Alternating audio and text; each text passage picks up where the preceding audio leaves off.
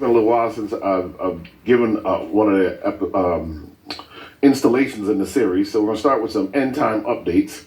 And one of the things, Pastor Tom, if you guys miss prayer meeting, you really miss a lot. I have to keep saying that. And we had a really good discussion, not this Wednesday, but the Wednesday before, about what's happening in the Middle East. And one of the things Pastor Tom pointed out was that if you look, specifically, the Muslim world has been having a lot of things happen. We talked earlier about the Libyan flood. I think I mentioned that in the previous message.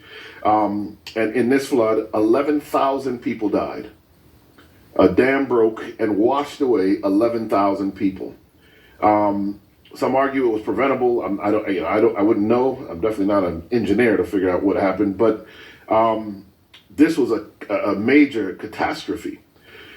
We know that then there was an earthquake in Morocco. And in Morocco, in this earthquake, 3,000 died.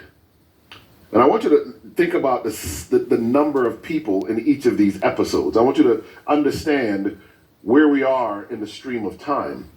That this can happen. We think about it sometimes for but a glancing moment, and we move on to the next issue. 3,000 people died, and probably many of us forget that there was even an earthquake in Morocco. Right? Earlier in the year, Turkey and Syria had an earthquake. The death toll there surpassed 50,000 people. 50,000 people. I talk about for those of you from the former British colonies, the Boxing Day, I think it was in 2003, when there was a tsunami that 250,000 people died. 250,000 people.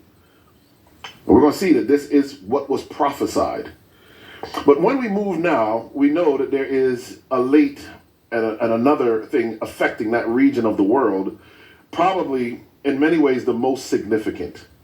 When it's natural disasters, storms, floods, earthquakes, you can kind of say, that's just bad luck. I don't believe that. I believe something's happening in the world. I believe that the Spirit of God is being removed from this planet.